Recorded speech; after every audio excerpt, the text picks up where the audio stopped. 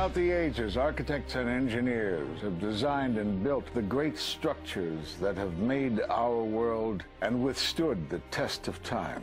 Hi, I'm Ed Asner. Welcome to Architects and Engineers. Let's look now at modern steel frame buildings. This is the Empire State Building, a marvel of modern architecture.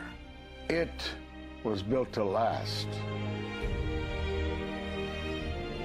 Architects and engineers of today use computers to design and engineer buildings that will endure the forces of nature, such as earthquakes, fires, and hurricanes. This modern skyscraper was also built to last.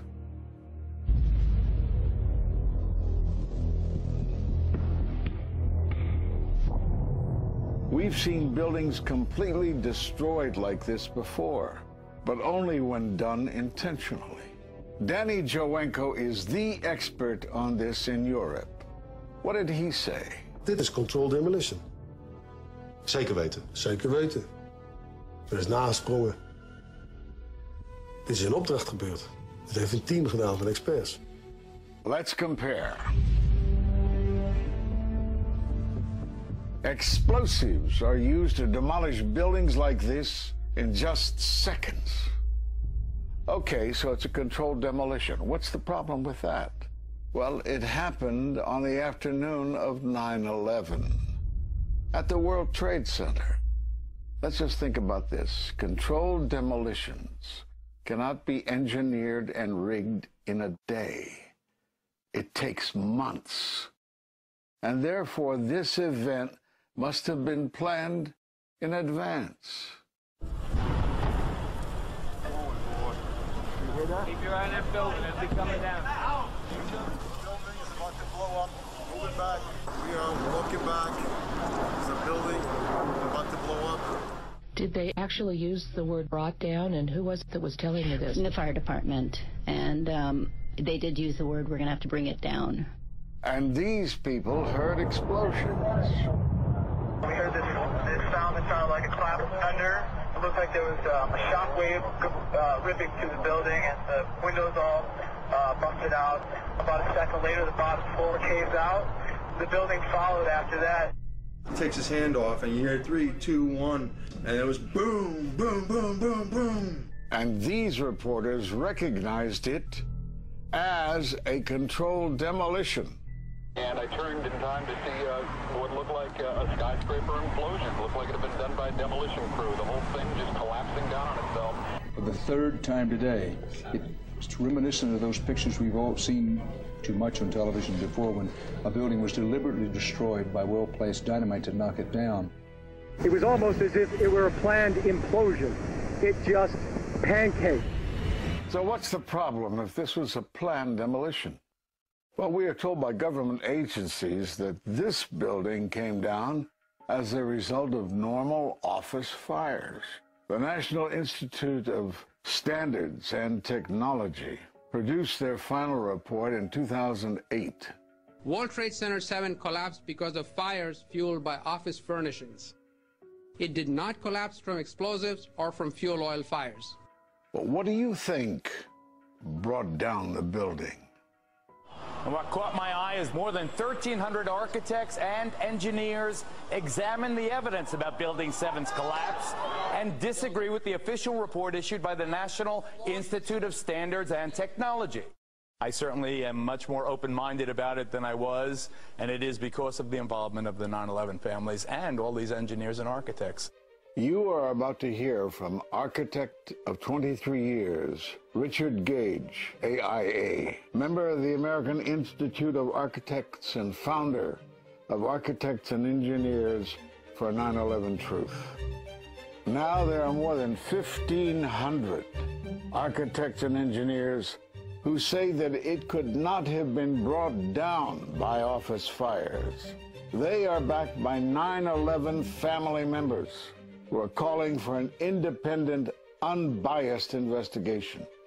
I'm Richard Gage. Fires have never before caused the collapse of any skyscraper. even though there are numerous examples of much hotter, larger, and longer-lasting fires in these buildings. And in the case of Building 7, the fire that NIST said started the collapse had actually burned out over an hour before. It could not have caused the collapse, as NIST claims.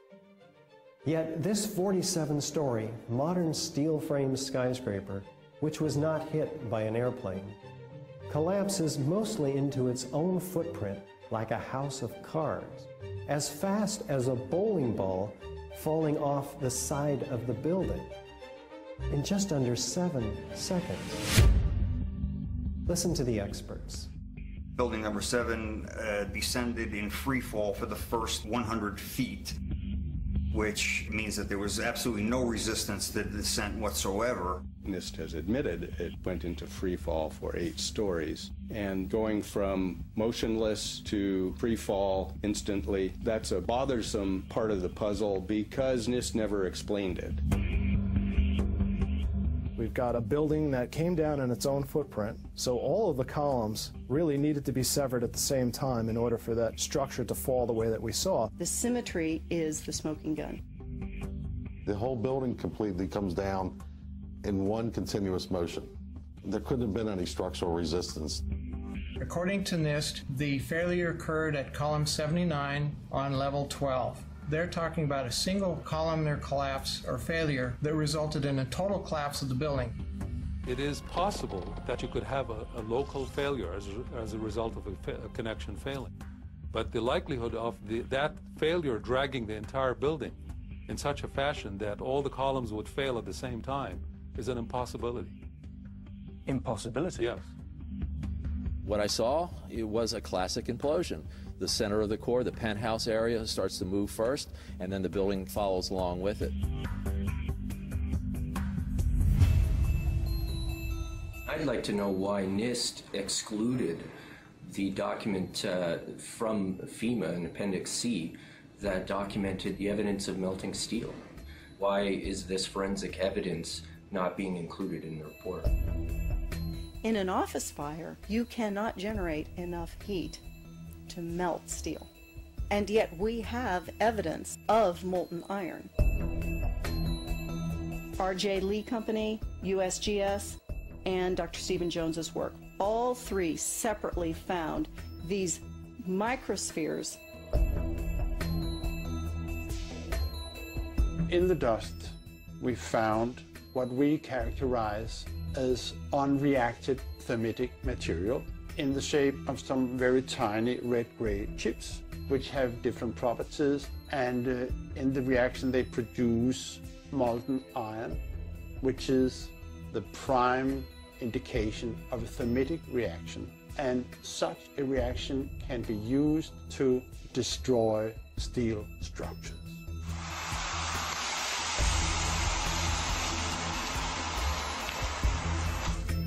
What we have found is a modern version of thermite, which we call nanothermite.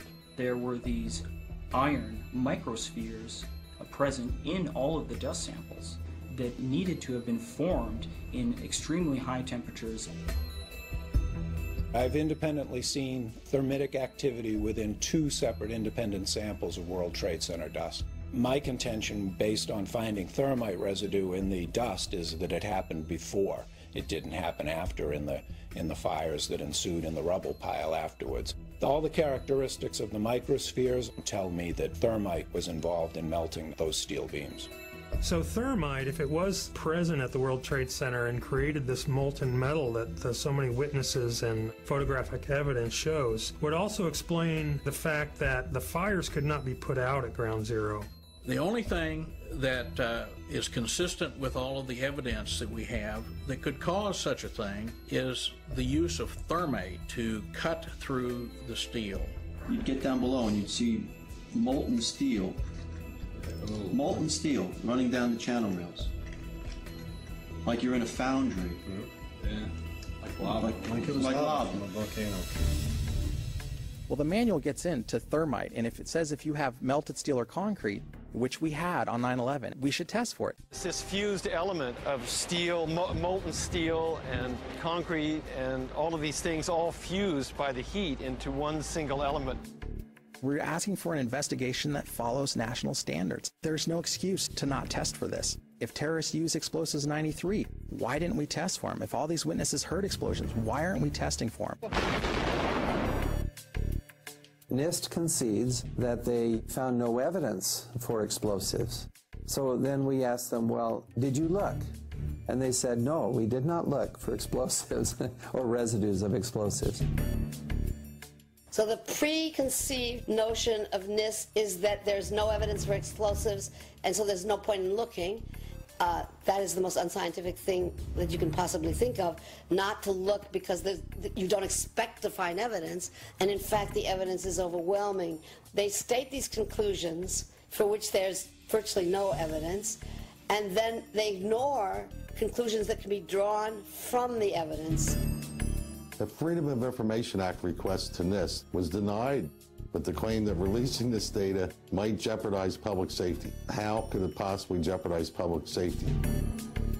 The destruction of evidence was a criminal act in itself. It was already being carted away and destroyed when the FEMA investigators got there about a month after September 11th. You can't do science when you are deprived of the evidence and when your hypothesis is the least valid instead of the most likely. When the most likely hypothesis in the case of Building 7 wasn't even mentioned. This is not science.